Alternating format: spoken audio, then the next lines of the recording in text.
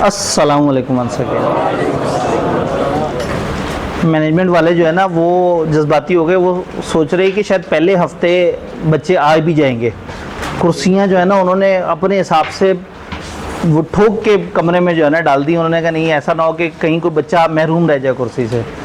अभी तो कुछ लोग सोच रहे होंगे कि अक्टूबर शुरू होगा, उस दिन से हॉस्टल के ड्यूज़ देना शुरू करेंगे, फिर लाहौर आएंगे, कुछ इस तरह से करके।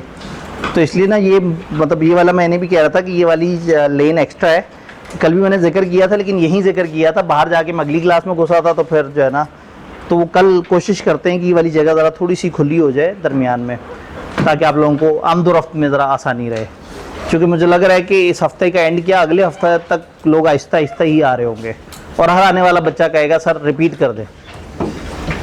तो पता नहीं लोग जो है ना वो, हमने तो क्लासेस एक रीज़नेबल डिले से कोशिश ये किया था कि तकरीबन सितंबर के एंड पे स्टार्ट करें ताकि लोगों का हॉस्टल वाला मसला भी ना हो, लेकिन शायद वो 2 दिन में भी हॉस्टल वाले ज़रा जालिम लोग हैं। तो वो भाई एक तो कुछ वो बच्चे हैं ना जिन्होंने लाहौर आना है, इतनी बड़ी दुनिया जो एडमिशन लेके अभी तक क्लास में नहीं पहुँची। अब वो पता नहीं शायद वो सोच रहे हैं कि चलो यूट्यूब पे पहले हफ्ते तो मिलता रहेगा तो हम वहाँ से देखते रहेंगे, फिर उसके बाद जब पोर्टल की बात आएगी तब फिर कॉलेज चक्कर लगा लेंगे। चले खैर, तो कल की बातें कुछ कुछ याद है। लॉ का एक भयानक पेपर हुआ करता था, नहीं रहा था, अब हो गया है। अब दोबारा से वो वापस आ गए हैं। उन्होंने सोचा है, असल में वो तजर्बा, मैं उस वक्त भी कहता था ICAP से कि मुझे लग रहा है कि आप तजर्बा कर रहे हैं, क्योंकि 8वीं दफ़ा जब उसका सबसे गंदा रिजल्ट आया ना तो मैं बड़ा तड़पा था, तकरीबन चीखा था वहाँ ICAP में एक मीटिंग में कि भाई क्या मजाक समझा हुआ है, बच्चे जानवर लग रहे हैं, मतलब कीड़े मकोड़े हैं, कि आप अपने खुद ही से ही अचानक से उठ के तजर्बा करते हो, 2 सब्जेक्ट जोड़ देते हो और कह देते हो कि बस ठीक है अब जो है ना देखी जाएगी। तो ये इंसान है, तकरीबन इनके एहसासात हैं। तो आप ऐसा क्यों कर रहे हो? आप मतलब ये तजर्बा करते हो, उसके बाद 12-13% आपका रिजल्ट आ रहा है, तो आप इसको थोड़ा सा तोड़ दो। तो उन्होंने तोड़ा, तो फिर बच्चे ये पेपर बहुत आराम से पास करना शुरू हो गए थे। तो फिर 8 अटैम्प्ट उन्होंने यूं गुजारी, उस पर उनका हर दिन ना दिल बड़ा दुखता था कि यार ये इतना सुकून से कैसे CA का बच्चा हो और एक पेपर को देख के कहे ये तो हलवा है। तब उन्होंने दोबारा से एक सोशल एक्सपेरिमेंट किया है कि अब दोबारा से जोड़ के देखते हैं कि क्या बच्चे तगड़े वाले आ रहे हैं या बच्चे फिर से ख़राब रिजल्ट देते हैं। तो 7-8 अटैम्प्ट तक अगर अच्छे रिजल्ट ना रहे तो हो सकता है फिर से तोड़ दें। ठीक है, तो आप लोग एक तजर्बा गाह हैं जिसके ऊपर तजर्बा किया जा रहा है, लेकिन आपने उनको जो है ना इस तजर्बे को उनको फ्लॉप कर देना है। पेपर पास करके उन्हें दिखाना है कि जी आप जितना मर्जी मुश्किल पेपर रख लें, मैं CA में आया ये इरादा करके क्योंकि मैंने पढ़ना है। और दूसरा ये कि आपने कौन सा उनकी डिटेल वाली किताब से पढ़ना है जिसमें एग्जांपल्स हैं। आपने पढ़ना है मुनासिब सी किताब से, अगले दिन आपने उसको साथ साथ कवर करते जाना है। तो हमारा सिलेबस 2 बराबर हिस्सों में डिवाइडेड है। 2 मेन ब्लॉक्स इसके कौन कौन से? कंपनी लॉ और बिजनेस लॉ। बिजनेस लॉ को मर्केंटाइल लॉ भी बोलते हैं। ये 50-50 नंबर के 2 एरियाज हैं। इसमें से ज़्यादा रट्टा फोकस कौन से एरिया से आता है? कंपनी लॉ से ज़्यादा रट्टा फोकस आता है, और ज़्यादा लॉजिकल फोकस जो है वो बिजनेस लॉ से आता है। यानी कि ये उसकी हिस्ट्री है। जब ये इकट्ठे होते थे तो उस वक्त भी वो ऐसे करते थे कि प्रोसीजर्स वाली चीज़ क्राइमिंग में पूछ लेते थे और जो वकीलों वाली बात है वो लॉजिक में पूछ लेते थे। फिर बिजनेस लॉ के भी अपने 3 जोन बने हुए हैं और कंपनी लॉ के अपने अंदर भी 3 जोन बने हुए हैं, और वो चैप्टर्स में डिवाइड हुआ हुआ है। बी लॉ में कितने चैप्टर्स हैं और सी लॉ में कितने चैप्टर्स हैं? बी लॉ में 15 और सी लॉ में 10 चैप्टर्स। पेपर में MCQ और सब्जेक्टिव कितना है? अभी 100% क्लियर नहीं है। कम से कम 15-85 की रेशो उनकी चली आ रही थी जब बी लॉ और सी लॉ अलग अलग थे, और जब माजी में होता था तो कभी 15 और कभी 30। अभी इस वक्त उन्होंने कंक्रीटली अपना एक वो मॉक सा एक पैटर्न का अपलोड करेंगे जिससे वो एक हिंट देंगे कि हाँ भाई ये इसका पैटर्न क्या होगा। तो खैर वो जब तक हिंट देते हैं तब तक हमें उससे फ़र्क नहीं पड़ता, लेकिन अगर MCQs की वेटेज ज़्यादा हुई तो फिर हम MCQs पे फोकस अलग से भी करेंगे, और फिर मैं आप लोगों को सॉफ्टवेयर और वेबसाइट पे भी आप लोगों को लॉगिन करके, जिसमें आप हर वक्त हर चैप्टर के एंड पे उसकी अनलिमिटेड प्रैक्टिस कर सकेंगे। लेकिन अगर उसकी 15 वेटेज हुई तो हम उतनी एनर्जीज वहाँ नहीं देंगे और हम ज़्यादा एनर्जी सब्जेक्टिव साइड पर दे रहे होंगे। तो ये भी ICAP की तरफ से पेंडिंग है। क्या मसले हैं बिजनेस लॉ के? कुछ मसले डिस्कस हुए थे पहले दिन। जो लोग आए थे उन्हें याद होगा, जो नहीं आए थे उन्होंने कम से कम उन्हें वीडियो से देख लेना चाहिए था आने से पहले। क्या थे मसले? PRC attitude. पीआरसी एटीट्यूड ख़राब कर देता है, क्योंकि हमें आदत पड़ गई होती है न्यूमेरिकल पढ़ने की, थ्योरी ना पढ़ने की। हमें आदत पड़ गई होती है एमसीक्यूज़ देखने की, जो कि जिसमें लिखना नहीं है, दिक्कत नहीं है, तो और फिर हम कहीं ना कहीं कैजुअल हो जाते हैं, सिलेक्टिव स्टडीज़ की तरफ आ जाते हैं। लास्ट असाइनमेंट पकड़ ली किसी की, उसको तैयार कर लिया, कुछ और इस तरह से करके अलग अलग से वो है ना, लास्ट असाइनमेंट, फाइनल असाइनमेंट, इस तरह की मेरे ख्याल में क्यूएम वगैरह में इस तरह के वर्ड्स चलते हैं। तो अकाउंटिंग में भी ऐसा कोई टोटका होगा, ठीक है। फिर वो तोहफा, अनाया, अलग अलग लोगों के अलग अलग तरह से जो है ना वो चीज़ें मार्केट में चल रही होती हैं, और आप उससे तैयारी करके और पास भी कर लेते हैं। आई कैप भी दिल खोल के बैठा हुआ है वहाँ पे कि आ जाओ, कोई बात नहीं, खैर है, आगे जाओ फिर बताता हूँ। तो वो एटीट्यूड हमें काफ़ी ख़राब करता है। और क्या मसले हैं इस पेपर के? सिलेबस काफ़ी ज़्यादा है, यानी कि उतना सिलेबस जितना लोग पढ़ा करते थे अपने नॉर्मल सेशन में, उसमें से कोई 3-4 लेक्चर्स फ़र्ज़ करें कम कर लें, और फिर उतना जितना बीलो में नॉर्मली पढ़ते थे उसमें से 5-6 लेक्चर्स कम कर लें, दोनों को जोड़ के उन्होंने एक सब्जेक्ट बना दिया है।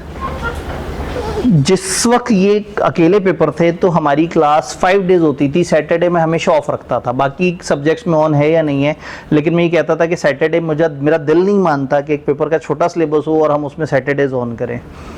लेकिन आप लोग अनफॉर्चुनेटली उस टाइम पे आए हैं जब आयशें ख़त्म हो गई। आप अपने सीनियर से पूछेंगे, आप उन्हें बताएंगे आप साहब ने लॉ में ऑन किया हुआ सैटरडे, तो वो हैरान होंगे, कहेंगे जी हमें तो वो ऑफ दे देते थे। वो खुद चाहे ऑडिट के लिए किसी और सब्जेक्ट के लिए आए होते थे, लेकिन हमारी क्लास ऑफ दी हुई होती थी। तो आप लोगों ने थोड़ा सा गलत टाइम पे आप आए हैं, जिसमें अब ये चीज़ें जो है ना वो इस वक्त अब हमें पढ़ना पड़ेगा। लेकिन जब भी कोई नई स्कीम आती है और उसमें एक नई चीज़ या कोई रिवाइज एक्सपेरिमेंट आईकेप कर रहा होता है, तो उन्हें पता होता है कि ये लोगों के लिए नया है, तो उसे कहते हैं पंजाबी में हाथ होला रखना है। तो आईकेप हाथ होला रखता है, यानी कि आईकेप थोड़ा सा मार्जिन रखता है इस बात का कि ये बड़े अरसे बाद हमने ये सब्जेक्ट कंबाइन किया है, तो बड़ी डिफ़िकल्टी आई होगी, लोगों को उसको कवर करने में प्रॉब्लम आया होगा, टीचर्स को बच्चों को ट्रेन करने में टाइम लगा होगा, तो ऐसे में वो थोड़ा सा ज़रा ख्याल रखते हैं। तो 2 सब्जेक्ट्स में ये लेवरेज हमें मिल जाएगा। एक डाटा का पेपर जो पहली दफ़ा आया, और आईकेप को भी पता है कि जब पहली दफ़ा आया होता है तो उसके बड़े लॉन्ग लास्टिंग नोट्स नहीं बने हुए होते टीचर्स के, बड़े ज़बरदस्त किस्म के। देखे ना, बाकी सब्जेक्ट में तो डे 1 पे आपको बहुत सारे पोर्टल्स पे तो पूरे सेशन के लेक्चर्स मिल जाते हैं, बट डाटा के केस में आपको इस वक्त सारे टीचर्स ही वो तैयार कर रहे हैं लेक्चर्स, किताबें अभी किसी भी टीचर की प्रॉपर उस तरह से मार्केट में नहीं आई, तो वो टाइम लग रहा होता है। तो आईकेप इस चीज़ का लेवरेज देता है नए सब्जेक्ट को लेके, तो डाटा में भी लेवरेज मिलेगा, और लॉ में इसलिए कि वो उन्होंने 2 जोड़े हैं और अच्छा खासा हम सब लोगों ने शोर मचाया है कि जी तुसी चंगी नहीं की थी, तो इसका आपको फ़ायदा मिल सकता है। तो इसको हम नॉर्मली कहते हैं गोल्डन अटैम्प्ट। जब भी एक वो नई स्कीम आती है तो उसमें एक गोल्डन अटैम्प्ट मिल जाती है, जिसमें आईकेप कोशिश करता है कि ज़्यादा इल्ज़ाम अपने ऊपर ना ले, ज़्यादा तादाद में लोगों को पास करके हम टीचर्स को फिर आगे से कहते हैं आप लोग कह रहे थे बड़े मसले आ रहे हैं, ये देखें इतना % बच्चा पास हो गया, सही है, हमारी स्कीम बेहतरीन स्कीम है, आप लोग को ख्याल करें, अपने बच्चों को क्या करें, मजबूत होके आएँ। तो इसका हमें फ़ायदा हो जाएगा। ये आप लोग इस वक्त मतलब थोड़ा सा उस टाइम जोन में आए हैं जो वैसे तो इस हवाले से अनलकी है कि सब्जेक्ट बड़ा हो गया है, लेकिन लकी इस हवाले से है कि अब वो ज़रा थोड़ा सा ख्याल करेंगे, थोड़ा सा आसरा करेंगे कि नहीं भाई इन बच्चों के साथ बहुत ज़्यादा जुल्म नहीं होना चाहिए। और क्या मसले थे इस पेपर के? हमने बहुत सारे मसले देखे थे।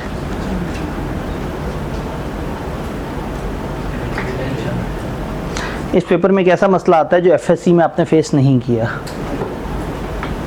या आईकेप के अब आगे हर पेपर में वो मसला आएगा। एफएससी तक पेपर में सवाल कौन से आते हैं? बुक से, और यहाँ कुछ भी आ जाएगा। तो वो आदत नहीं बनी हुई होती हमारी। तो यहाँ पे लॉ का एक प्रॉब्लम ये है कि सवाल आ गया तो उसको अटेम्प्ट कैसे करना है, क्या रट्टा लिख देना है, क्या लॉजिकल डिबेट शुरू कर देनी है, क्या कानून बताना है, सिचुएशन एक्सप्लेन करना है। तो इसमें फिर अप्रोचेज होती हैं कि हमने इसको किस तरह से करना है। अभी नहीं, थोड़ा सा आगे जाएंगे। पहला टेस्ट देने के बाद मैं आपसे डिस्कशन करूंगा कि 3 तरह के सवाल होते हैं, टाइप 1, टाइप 2, टाइप 3। एक प्योर रट्टे वाले सवाल होते हैं, एक प्योर लॉजिकल सवाल होते हैं और एक मिक्स सवाल होते हैं। तीनों सवालों को करने का अलग अलग तरीका है, लेकिन अभी एक दफ़ा कुछ समझ तो आना शुरू हो, तो उसके बाद आगे चलें। कोई कन्फ्यूजन गुज़िश्ता दिन जो हमने बातें की थी सी लॉ के बारे में, बी लॉ के बारे में, ओवरऑल पेपर के बारे में, कोई कन्फ्यूजन, कोई परेशानी? अगर सवाल ज़्यादा नहीं होंगे तो फिर मैं बड़े बेरहम तरीके से बहुत ज़्यादा पढ़ाना शुरू कर दूंगा। टिपिकली हर दिन ये जो सवालों वाला टाइम है ये आपके 15, 20, 25 मिनट बचा लेगा, क्योंकि जितना टाइम मेरे पास बच जाएगा फिर उसके बाद मैं फिर उसमें अटैक कर दूंगा। All clear? पक्का? आगे पढ़ने के लिए तैयार? कल कुछ जनरल बातें भी की थी, वो बड़ी ज़रूरी हैं याद रखने के हवाले से। जो टाइम मैनेजमेंट वाली बात है, जो मोबाइल के टाइम वर्सेस स्टडी वाले टाइम की बात थी, वो सारी चीज़ें बड़ी ज़रूरी हैं। अगर पहले दिन से आप याद रखेंगे तो यकीन माने 3-4 साल बाद ये नहीं कह रहे होंगे कि पता नहीं क्यों सीए नहीं हो रहा, क्यों हमसे पढ़ा नहीं जा रहा। तो पहले दिन से अच्छी रूटीन सेट हो जाएगी तो आप आगे जितना आगे से आगे जाते जाएंगे आपको परेशानी नहीं होगी। सिर्फ कुछ आदतें अच्छे टाइम से डेवलप कर लेनी है। तो अल्लाह करे आप लोग वो अच्छी आदतें डेवलप करने की पोजीशन में हो। चलते हैं हम अपने पेपर पे, कंपनी लॉ। जी, आपके पास नोट्स नहीं है, हमारे पास हैंडआउट्स कुछ बचे हुए हैं। कितने ऐसे लोग हैं जिन तक नोट्स नहीं पहुंचे? ठीक है, तो ये इसका मतलब हैंडआउट्स हमारे कम पड़ गए, या 2 हिस्सों में तो नहीं डिवाइड हुए थे? क्योंकि इतना अंदाज़ा तो हमारा आउट नहीं हो सकता, क्योंकि बच्चे वैसे भी जी कल के हिसाब से आपने, हाँ नहीं असल में अब हर दिन कुछ बच्चे ऐड होते रहेंगे, तो इस हफ्ते के एंड तक आखिरी बेंच पे भी बच्चे बैठे हुए होंगे। क्योंकि वही बात है कि मैं जब अकाउंट्स में देखता हूँ तो वहाँ बच्चे नज़र आ रहे हैं। अल्लाह करे ऐसे बच्चे होते हैं जो पैसे जमा करा के गायब हो जाते हो, लेकिन ये है कि अभी बच्चे आते जाएंगे। तो मेरे ख्याल में आप थोड़ा और ज़्यादा सेफर साइड जो है ना, जितना गैप है उससे भी ज़्यादा कर लें, क्योंकि 1-2 दिन बाद भी कुछ बच्चे आएंगे वो कहेंगे जी मेरे हैंडआउट्स। ठीक है जी, हैंडआउट्स आ जाएंगे, आपको मिल जाएंगे। आज हैंडआउट का कोई ज़्यादा रोल है ही नहीं, लेकिन कम से कम आपको एक हौसला हो, वो होता है कि भाई हम हवा में पढ़ रहे हैं, कोई समझ ही नहीं आ रही, तो वो मिल जाएगा। पढ़ना शुरू करें। Company law. इंटरेस्टिंगली कल मैंने आपको बताया, मुझे नॉर्मली मैंने बताया था कि बड़ा बुरा लगता है कि टीचर अपने बारे में क्लास में बता रहा हो, लेकिन चूंकि आप लोग बिल्कुल बिगनर लेवल पे आते हैं तो ऐसे में कॉलेज ये कहता है कि जी एक दफ़ा आप थोड़ा सा डिस्कस कर दिया करें कि जो है ना वो, हाँ भाई मैं भी कुछ गुजारा मुजारा तो कर ही लेता हूँ। तो वो था ओवरऑल पेपर। अब जब हम कंपनी लॉ की तरफ आते हैं तो इंटरेस्टिंगली ये मेरी कोर स्पेशलाइजेशन बन जाता है। सीए फाइनल का एक बड़ा भयानक पेपर है, सीए का सबसे बड़ा पेपर, कॉर्पोरेट लॉस। उसमें 34 लॉज हैं जो हमने पढ़ने होते हैं। वो इतना बड़ा सिलेबस है कि आईकैप ने उसकी किताब ही नहीं दी। किताब बनाने का जैसे कहते हैं वो इतने लाखों रुपए मांग लेता है कि उन्होंने कहा ठीक है हम किताब नहीं देंगे, बस हम इसके पास पेपर्स दे दिया करेंगे। तो उस सब्जेक्ट में पिछले 15 साल से मेरी किताब सोर्स बुक के तौर पे इस्तेमाल हो रही है, अल्लाह का शुक्र है। तो वो कॉर्पोरेट लॉ जो है ना, मतलब कैफ लेवल में मैं लॉ का टीचर माना जाता हूँ, और सीए फाइनल में लोग कहते हैं वो कॉर्पोरेट लॉ वाले आतिफ आब्दी साहब। तो इंटरेस्टिंगली जो कंपनी लॉ का पोर्शन है ये मेरी बिजनेस लॉ की निस्बत ज़्यादा कोर स्पेशलाइजेशन है। तो और मज़ा आएगा जब स्टार्ट करेंगे तो जो है ना फिर हम, लेकिन मैं आप लोगों को बहुत तकलीफ नहीं दूंगा कि जी सेक्शन नंबर फलाना के मुताबिक कैसे और सेक्शन नंबर फलाना के मुताबिक कैसे। मैं आपके हिसाब से अपने आप को डिवाइड करके आया हुआ हूँ। और अगेन जैसे कल भी मैं आपको मेरिट दिखाए थे, तो इसमें सी लॉ वाली साइड के मेरिट ज़्यादा हैं, यानी कि पीछे ये 3 में से पिछले 2 कंपनी लॉ वाले मेरिट थे, अब तो दोबारा जुड़ गया। अब इंशाल्लाह ताला पूरे पेपर में मेरिट आया करेंगे। तो कंपनी लॉ आपको एक बेनिफिट मिलेगा कि 1984 वाला जो कंपनीज ऑर्डिनेंस होता था बड़ा पहले, उसमें जब चेंजेस आ रही थी 2017 में, तो मैं आईकैप की उस कमेटी में था, आईकैप के उस ग्रुप में था जो कि एसईसीपी से मीटिंग्स करते थे, और इसके ऊपर हमारी तरफ से हम सजेशन दे रहे होते थे कि जी इसमें क्या क्या चीज़ें किस किस तरह से प्लस माइनस होनी चाहिए। तो कंपनीज एक्ट का जो इस वक्त जो वर्जन आया हुआ है तकरीबन उसमें 550 सेक्शन हैं, जिनमें से 117 सेक्शन अल्हम्दुलिल्लाह जो है वो एक इस गरीब के हाथ से डेवलप होके गए हैं, अल्लाह का शुक्र है। तो वो होता ये है कि आप अपने सब्जेक्ट पर अगर एक अच्छी ग्रिप हासिल कर लें तो आप फिर उसमें बड़ा अच्छे तरीके से सर्व कर सकते हैं। तो हालांकि एसईसीपी चार्टर्ड अकाउंटेंट्स को किसी खाते में नहीं डालता, लेकिन अल्हम्दुलिल्लाह लॉ बनाते हुए जब उन्हें इतना अच्छा इनपुट मिला तो उन्होंने अपने ड्राफ्ट किए हुए सेक्शन साइड पे कर दिए और हमारे ड्राफ्ट किए हुए सेक्शन जो है ना उनको पिक कर लिया। तो इसमें अल्लाह का बड़ा करम है। तो ये वो कंपनी लॉ है, लेकिन कंपनी लॉ पढ़ने से पहले हमें कंपनी का पता होना चाहिए। और मैं ये मान ही नहीं सकता कि पीआरसी एक बच्चा करके आया और उसे किसी ने बताया ही ना हो कंपनी क्या होती है। इंट्रो टू बिजनेस तो पढ़ा ही होगा गालिबन, कहीं ना कहीं एक सोल प्रोप्राइटर पार्टनरशिप कंपनी का जिक्र आया होगा। तो मैं अपने तरीके से बताने से पहले आपके तरीके से सुनना चाहूँगा कि आपको क्या पता है सोल ट्रेडर कैसे कहते हैं? अकेला बंदा सारा काम खुद करता है, सारा बिजनेस उसी का होता है, सारे पैसे खुद लगाता है, जो लॉस है खुद बेयर करता है, जो प्रॉफिट है खुद घर लेके जाता है। तो अकेला बंदा सारे काम कैसे कर सकता है? ओनर अकेला है लेकिन नीचे एम्प्लॉइज होते हैं। तो जो हम बात करते हैं ना सोल ट्रेडर की, तो वो 1% शो नहीं होता, वो 1 ओनर होता है, 1 ओनर और उसके नीचे बहुत सारे एम्प्लॉइज, और एम्प्लॉइज मिलके चला रहे हैं, लेकिन जो हेड है वो एक अकेला है, सोल ट्रेडर। फिर पढ़ा था आपने पार्टनरशिप, वो क्या चीज होती है? 2 या 2 से ज्यादा बंदे मिलजुल के आपस में एग्री कर लेते हैं कि हम एक बिजनेस शुरू करेंगे। तो ये जो 2 या 2 से ज्यादा बंदे मिलके बिजनेस शुरू करते हैं, इसको क्या कहते हैं? पार्टनरशिप कहते हैं। सवाल ये है कि सोल ट्रेडर ज्यादा अच्छा है या पार्टनरशिप ज्यादा अच्छी है? तो फिर सोल ट्रेडर एग्जिस्ट क्यों करते हैं? नेचर ऑफ बिजनेस पे डिपेंड करती है। अक्सर जगह हर सवाल का जवाब यस नो नहीं होता, कई दफा होता है इट डिपेंड्स। तो अगर तो पार्टनरशिप इतनी अच्छी चीज होती तो सब ही पार्टनरशिप में होते, सोल ट्रेडर कोई ना होता। और अगर सोल ट्रेडर ज्यादा अच्छी ऑप्शन होती तो सारे सोल ट्रेडर बन जाते। तो थोड़ा सा समझने की कोशिश करते हैं, यहां से मैं थोड़ा सा आगे तक जाऊंगा। सोल ट्रेडर को वो क्या फायदा है जो पार्टनरशिप को नहीं है?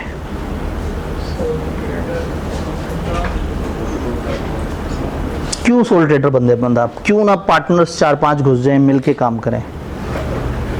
ऐसा क्या मजा है सोल ट्रेडर को? प्रॉफिट शेयरिंग नहीं करनी पड़ेगी, अकेला बंदा सारा प्रॉफिट खा जाएगा। वरना तो वो बेचारा सोचता ही रहेगा कि यार प्रॉफिट तो आ गया लेकिन मुझे तो 1/5 मिलना है पार्टनरशिप वाला, तो सारा प्रॉफिट खुद रखेगा। क्या फायदा है सोल ट्रेडर को?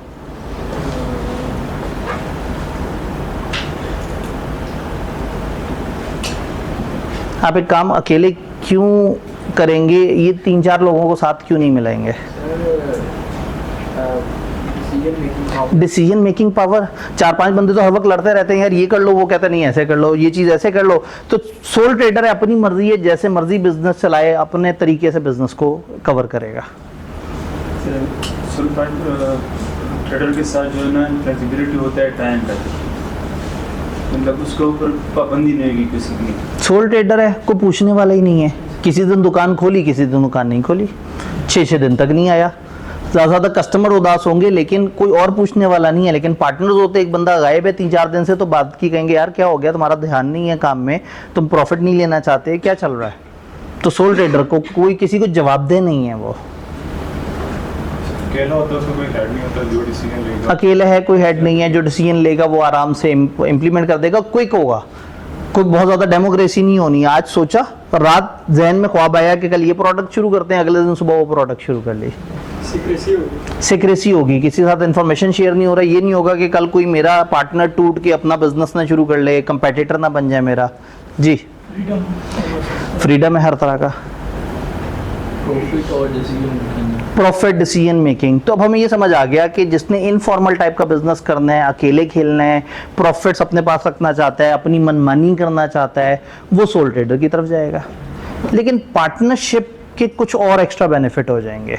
अब साथ वाले भाई अचानक से वो क्या, जज्बात बदल गए, ख्यालात बदल गए, हालात बदल गए, सवाल बदल चुका है। क्यों आप पार्टनरशिप करना चाहेंगे और सोल ट्रेडर नहीं बनना चाहेंगे? पार्टनरशिप कैसे, क्या मुफीद फायदे हैं जो सोल ट्रेडर के पास नहीं है?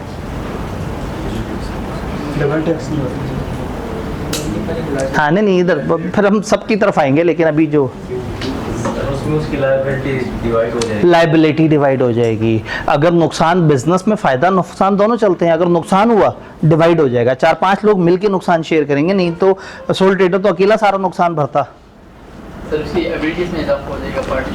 पार्टनरशिप से उसके बिजनेस की एबिलिटी में इजाफा हो जाएगा। मैं एक बंदा हूँ, मुझे अकाउंटिंग अच्छी आती है, ये भाई को मार्केटिंग अच्छी आती है, वो भाई को फाइनेंस अच्छा आता है, उनको ऑपरेशंस चलाने आते हैं, उनको दुनियादारी अच्छी आती है। जब सारे मिलके बिजनेस करेंगे, सबकी स्किल्स, सबको फायदा होगा।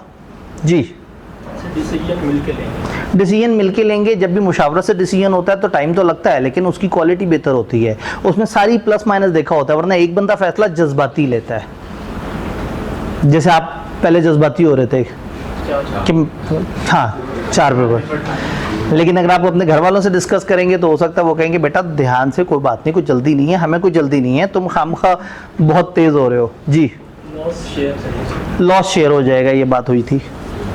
रूल्स के अकॉर्डिंग चलें। रूल्स के सिस्टम के अकॉर्डिंग चलेंगे ना, एक बंदे का तो निज़ाम ही कोई नहीं होता। जब ज़्यादा लोग होंगे तो निज़ाम होगा, सिस्टम होगा, तुम ये डिपार्टमेंट देखो, तुम ये डिपार्टमेंट, ये हमारे आने का टाइम है, जाने का टाइम है, एक दूसरे का कुछ शर्म हया होगा। डिसीजन पावर बढ़ जाएगी, डिसीजन में ज़्यादा माइंड्स इन्वॉल्व हो जाएंगे, कंबाइंड स्किल्स का फ़ायदा हो जाएगा, लॉस शेयर हो जाएगा, इन्वेस्टमेंट ज़्यादा गैदर हो जाएगी, ज़्यादा बंदे ज़्यादा नोटू, ज़्यादा पानी आता है तो ज़्यादा बारिश होती है, ठीक है। तो जाहिर है जब ज़्यादा बारिश होगी तो ज़्यादा पानी आएगा। तो वही वाली बात है कि जब ज़्यादा लोग होंगे, एक बिज़नेस 2 लाख से शुरू हो और एक बिज़नेस 10 लाख से शुरू हो, 2 लाख वाले को ग्रोथ में जो टाइम लगना है और 10 लाख वाले को जो ग्रोथ में टाइम लगना है, फ़र्क है। तो डिवाइड हो जाता है, रिस्पॉन्सिबिलिटी डिवाइड हो गई, कैपिटल डिवाइड हो गया, स्किल्स डिवाइड हो गई, रिलैक्स हो गए। अच्छा, एक बंदे को अचानक से फैमिली मजबूरी में 1 आध महीने के लिए लेफ्ट राइट होना भी पड़े तो कारोबार नहीं रुकता। सोल ट्रेडर का तो सारा कारोबार रुक जाता है। तो ज़्यादातर इनफॉर्मल छोटे बिजनेसेस सोल ट्रेडर को पसंद करते हैं, लेकिन जैसे ही दरमियाने लेवल पे बिजनेसेस आते हैं वो पार्टनरशिप्स को पसंद करते हैं। लेकिन अगर बहुत बड़े लेवल पे बिजनेस जा रहे हो फिर उन्हें कंपनी पसंद आती है, वो कंपनी की तरफ जाते हैं और वो चाहते हैं कि एक बड़ा सा कॉरपोरेट स्ट्रक्चर हो, बड़ा स्ट्रक्चर्ड और ऑर्गेनाइज किस्म का। इससे पहले कि हम आगे जाएं, सोल ट्रेडर या पार्टनरशिप का कोई ऐसा फायदा जो डिस्कस ना हुआ, आप में से कोई अगर अपने तौर पे बताना चाहे, क्योंकि इधर तो हम बारी बाय बारी चल रहे थे जी। एफर्ट्स डिवाइड हो जाएंगे, एफर्ट्स भी डिवाइड हो जाएंगी, बर्डन डिवाइड हो जाएगा, एफर्ट्स डिवाइड हो जाएंगे, पार्टनर रिसोर्सेज ज़्यादा आ जाएंगे, कोई पैसा लेके आएगा, कोई स्किल लेके आएगा, कोई अपनी गाड़ी लेके आ जाएगा, कोई अपने ताल्लुकात लेके आ जाएगा, रिसोर्स बढ़ जाएंगे जी। यहाँ से हाथ खड़ा किया था किसी ने। पार्टनर्स पे रिस्ट्रिक्शन होगी तो ये फायदा है नुकसान है? ठीक है, वो कह रहे हैं पार्टनरशिप में रिस्ट्रिक्शन है, सोल ट्रेडर में आपके ऊपर इस तरह की रुकावटें नहीं होती। पार्टनरशिप की लाइफ ज़्यादा है, ज़्यादा बंदे हैं तो देर तक चलता रहेगा। एक बंदा कितने अरसे तक बर्दाश्त करेगा मुश्किल टाइम जी। इन्होंने कहा टैक्सेस भी ज़्यादा होंगे। तो अगेन वही वाली बात है कि मैं तो आपसे कहना है कि मुझे फ़ायदे बताएं। पार्टनरशिप में डबल टैक्स पड़ जाता है, उस बंदे को अपनी इनकम पे टैक्स पड़ता है, फिर उसके बाद जो पार्टनरशिप की इनकम अभी डिपेंड करता है कि वो रजिस्टर्ड है अनरजिस्टर्ड, और इसमें भी बड़ी सारी वैरायटियाँ होती हैं। तो सोल ट्रेडर में ज़रा कहानी थोड़ी सी ईजी हो जाती है, और वाइंड अप करना सोल ट्रेडर को ईजी है। रूल्स एंड रेगुलेशन ज़्यादा होते हैं, रूल्स एंड रेगुलेशन ज़्यादा होते हैं पार्टनरशिप में, सारी चीज़ें सब निज़ाम के मुताबिक चलती हैं, और बर्डन ऑफ रिस्पॉन्सिबिलिटी। तो इसका मतलब है कि आप लोगों के पास जहन में ओपन बड़े अच्छे अच्छे ख्यालात थे। अब हमें सोल ट्रेडर और पार्टनरशिप के दरमियान फ़र्क क्लियर है। ये भाई ने हाथ हैंडआउट्स के लिए खड़ा किया, ठीक है। चलें आगे। पीआरसी में कंपनी के बारे में थोड़ा सा पढ़ा था, इंट्रो टू बिजनेस में, याद है वो चैप्टर जो छोड़ा था, उसमें कंपनी का जिक्र भी था। तो कंपनी किसे कहते हैं जी? Separate legal entity. भाई ने बहुत औखी सी बात कर दी है, सेपरेट लीगल एंटिटी। ये क्या भला है? इसके अपने ये ओनर से अलग, ये ओनर से अलग है, ये एक अलग सेटअप है, एक अलग से सेटअप बनाया, उसको कह दिया भाई तुम सेपरेट लीगल एंटिटी हो, तुम एक अलग चीज़ हो, ओनर अलग है। भाई पार्टनरशिप में वही 4 पार्टनर हैं और वही पार्टनरशिप है, लेकिन इन्होंने कहा कि कंपनी कोई एक अलग वजूद है, एक सेपरेट चीज़ है जिसको हम ओनर से अलग कर सकते हैं। आपके घर पीटीसीएल सही नहीं चल रहा, आपने साथ वाले घर का दरवाजा खटखटाया, वहां से एक बंदा निकला, आपने कहा मैंने सुना है तुम पीटीसीएल के मेंबर्स में से हो, तुमने शेयर्स खरीदे हुए हैं, मेरा पीटीसीएल ठीक नहीं चल रहा, तुम्हारा कसूर। वो कहेगा जाओ पीटीसीएल को पकड़ो, तो आप कहेंगे क्या मतलब, तुम ही तो हो पीटीसीएल? कहेगा नहीं, मैं ओनर ऑफ पीटीसीएल हूँ, लेकिन पीटीसीएल नामी इंसान इस्लामाबाद में पाए जाते हैं, उनका एक हेड ऑफिस है, वहाँ जाओ टक्कर मारो, वहाँ कुछ एम्प्लॉइज होंगे, उनसे जाके पूछो मसला क्या है। ये ऐसे ही है जैसे रिजल्ट वाले दिन एक बच्चा फेल हो जाए और मैं जैसी क्लास में आऊँ तो जनाब मेरा घेरा तंग कर ले, आई कैप के मेंबर्स आ गए, इन्हें पकड़ते हैं, तो कहेंगे सर आई कैप ने हमारे साथ बहुत बुरा किया। मैं कहूँ बहुत ही बुरा करते हैं, बड़े जालिम लोग हैं, तुम लोग भी एहतजाज करो, मैं भी एहतजाज करूँगा आई कैप के खिलाफ। आप कहेंगे सर क्या बात करते हैं, आप ही तो हैं आई कैप, आप सारे मेंबर्स को इकट्ठा जोड़ दें आई कैप बन गया।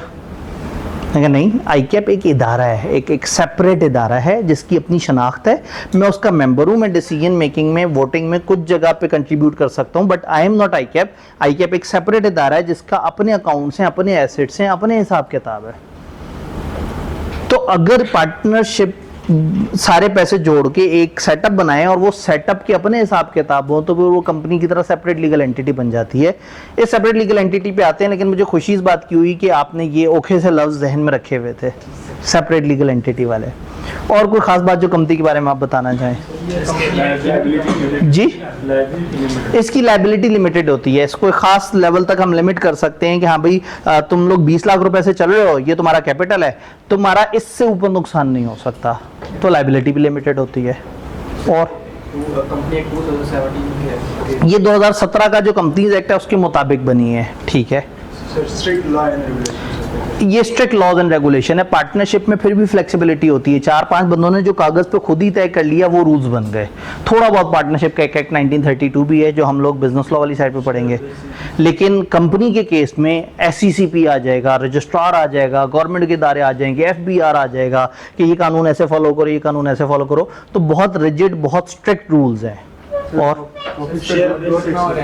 जी, प्रॉफिट पे डबल टैक्स लगता है सर। प्रॉफिट पे इन्होंने कहा डबल टैक्स लगेगा, क्योंकि कंपनी अलग पर्सन है, इंसान अलग पर्सन है। कंपनी अपने प्रॉफिट पे टैक्स देगी, कंपनी डिविडेंड देगी अपने मेंबर को, मेंबर की इनकम आ गई, मेंबर भी उस पर टैक्स देगा। कंपनी स्टार्ट करना और एंड करना कंपनी को स्टार्ट करना और एंड करने के लिए यू नीड गवर्नमेंट, आपको रूल्स को फॉलो करना होगा। पार्टनरशिप स्टार्ट करने का सिंपल तरीका है, 4 बंदे कमरे में बैठे थे, एक आइडिया सोचा, एक कागज पे लिखा, साइन किए, शुरू हो गई। और सोल ट्रेडर तो बस सोचे और सो जाए, इदारा बन गया। लेकिन कंपनी को आपको गवर्नमेंट में जाके बकायदा रजिस्टर कराना है, उसका इंदराज कराना है। और फाइनेंसिंग का सोर्स ज़्यादा होता है। फाइनेंसिंग ज़रा ज़्यादा होती है कंपनी में, खुल्लम खुल्ला आपको शेयर होल्डर्स मिल जाते हैं। जी, कंबाइंड स्किल्स वाली बात यहाँ पे भी हमें मिल जाएगी। लोन ज़्यादा मिलेगा। बैंक और बाकी सारे लोग ना कंपनी पे ज़्यादा ट्रस्ट करते हैं, वो स्ट्रक्चर्ड सेटअप है और वो कवानीन को ज़्यादा फॉलो करता है। पार्टनरशिप भाग जाए पकड़ी भी नहीं जाती। कंपनी ने 4 जगह पे जो है रजिस्टर कराया होता है अपने आप को। टैक्स का रेट कंपनी का डिफरेंट होता है। तो काफ़ी कुछ जानते हैं इसका अंदर कंपनी के बारे में। डिसीजन मेकिंग डिफिकल्ट हो सकती है, ये मल्टीनेशनल भी हो सकती है। खैर पार्टनरशिप भी मल्टीनेशनल हो सकती है, लेकिन फिर उसमें ज़रा प्रॉब्लम ज़्यादा हैं। कंपनी के लिए इंटरनेशनल जाना ज़्यादा आसान है। तो ठीक है, आप लोग तो ज़्यादा एडवांस लेवल पे जानते हैं, मैंने तो बेसिक लेवल पे पढ़ाना है, बिल्कुल बिगनर लेवल पे। चूँकि आप में से कुछ लोगों ने जवाब दिया और कुछ लोग ऐसे देख रहे थे कि हो क्या रहा है, ये कौन लोग हैं, ये होते तो हमारे आसपास ही क्लास में थे, ये किसी दूसरे सेक्शन में होते थे शायद। या ये जो है ना, ये बच्चे ने लगता है इंट्रो टू अकाउंटिंग पे ध्यान नहीं दिया, ये थ्योरियाँ पढ़ता रह गया। तो कुछ लोग परेशान थे, लेकिन कुछ लोगों ने बड़ा अच्छा जवाब दिया। तो थोड़ा सा एक काम करते हैं, हम ना एक वर्चुअली एक कंपनी क्रिएट करने की कोशिश करते हैं। कुछ लोग हैं, एक डायग्राम है, चूँकि ये कमरा, इसमें एक बड़ा छोटा सा बोर्ड है जो कभी कभी लिखने के लिए इस्तेमाल होता है, हम ज़्यादातर इसको यूज़ करते हैं। तो ये है गंदी राइटिंग। खैर ये वो है ना, डिवाइस पे लिखी है तो शायद इसलिए गंदी हो। उस दिन तक आपने जहन में रखना जब तक मेरी यहाँ लिखाई ना देख लें। तो डिवाइस पे लिखने की वजह से शायद थोड़ी सी गंदी राइटिंग रही हो, वैसे इतनी गंदी भी नहीं है। पहले मैं राइटिंग दिखाता था, लोग गंदे गंदे मुंह बनाते थे, लेकिन आहिस्ता आहिस्ता आप सब मेरे जैसे हो गए। अब जो है ना, वो बच्चे ज़्यादा माइंड नहीं करते, कहते हैं सही तो है, पढ़ा तो जा रहा है, ये 0 है ना, बस ठीक है। तो बहरहाल 5 बंदे, आसिम, बाजवा, नहीं ये तो गलत हो जाएगा, अच्छा चलें, ABCDE, यानी जज्बात में मुतासर ना हो जाए। 5 बंदे थे, ABCDE। उन्होंने मिलकर सोचा कि हम 20 लाख रुपए से कंपनी शुरू करते हैं। तो किसी ने बताया कि कंपनी एक अलग इंसान को कहते हैं। तो उन्होंने कहा क्या ये जीता जागता इंसान होता है? उन्होंने कहा नहीं, ये वर्चुअल इंसान होता है, ये सांसें नहीं लेता, लेकिन ये इंसान होता है, कानून की नज़र में इंसान होता है। अब उन्हें समझ नहीं आई। फिर किसी ने कहा कंपनी आपसे अलग चीज़ होती है। उन्होंने कहा अच्छा। वो एक डब्बा लेके आए और उस डब्बे को कहा कि ये हमारी कंपनी है। फिर 5 ने ये पैसे उठाए, 5 लाख, 3 लाख, 10 लाख, 80,000, 1,20,000, 20, ये उठा के उस डब्बे में डाल दिए और कह दिया कि अब ये डब्बा हमारी कंपनी है और इस डब्बे में हम सबका 20 लाख रुपया पड़ा हुआ है। फिर उस डब्बे को देखी जाए कि वो चले, डब्बा चल ही नहीं रहा।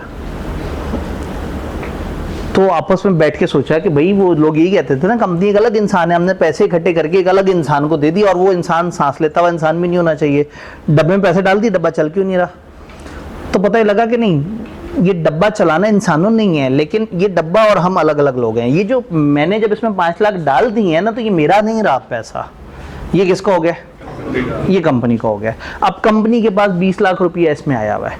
तो हुआ ये कि यहाँ पे जो है ना बी और डी ने कहा यार मैं ना, मुझे अकाउंट्स के मामलात का अच्छा पता है, डी ने कहा मैं अच्छे क्लाइंट्स वगैरह घेर लेता हूँ, तो मैं काम करता हूँ आप सबके बिहाफ पे हम दो इस कंपनी को चलाते हैं, और चूंकि हम एक्स्ट्रा मेहनत कर रहे हैं हम उसकी तनख्वाह भी लेंगे।